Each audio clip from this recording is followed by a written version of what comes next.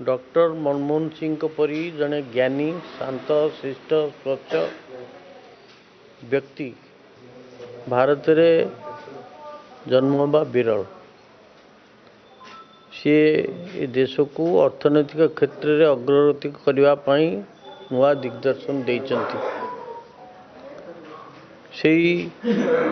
जो योजना सब आरंभ करथिले एपर्यंत से योजना आधार रे किपरि गरीब निम्न मध्यवित्त मध्यवित्त एवं देशर उत्पादित शक्ति बढ़िबो एवं देश विकसित हबो सारा पृथ्वी रे भारत तार स्थान निरूपण करिबो सेतिपई तांकर आदर्श तांकर विजन तांकर नीति मार्ग आमे अपनाई आगू बढ़िबा स्वप्न देखा कथा और उद्यम करने कथा। दलर विकास हम बोली आमे बहुत आशावादी कारण वर्तमान स्थिति रे दुई तीन टा कथा कहूँ चाहूँगी। आप देखिए गोटे बेल थिला भारत वर्षर चतुष्पार्श्व आम सबू देश मान सहित बंधुता थिला एवं संपर्क भल थिला। वर्तमान स्थिति रे कौन देखिलेनी पाकिस्तान तो आमर विरोधी थिला अच्छी। बर्तमान नेपाल जो कि आम सहित खूब बंधुत्वपूर्ण संपर्क थिला सी बर्तमान आम विरुद्ध रे। बांग्लादेश जो देश को इंदिरा गांधी सृष्टि करथिले बर्तमान सी आम विरुद्ध रे। सिंगल आम विरुद्ध रे।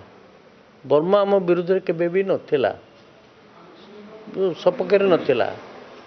आम चतुष्पार्श्व जिते देश अच्छा चाइना आस्ते आस्ते कैप्चर करी से भारत विरोधी कले तेल भारत वर्ष सुरक्षित किपरि से वर्तमान आम देशर जो वैदेशिक नीति एवं वैदेशिक संपर्क कौन रक्षा कर भारत तो सुरक्षित नुह।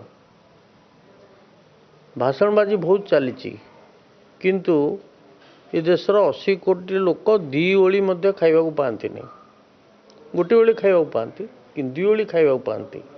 तेणु मनमोहन सिंह थिला बेले गरीब लोकंकर निम्न मध्यवित्त एवं मध्यवित्त परिवार अर्थनैतिक प्रगति किपरि हम एवं देशर प्रोडक्टिविटी बढ़िबो एवं सारा विश्व रे भारत तार स्थान निरूपण करिबो से दिग्दर्शन से विजन मनमोहन सिंह थिला।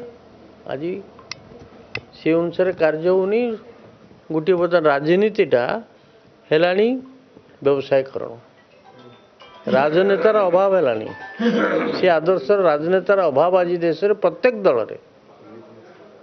तेणु यहीटा बड़ संकटमय परिस्थिति बर्तमान भारत वर्ष राजनीति एवं अर्थनीति अच्छी।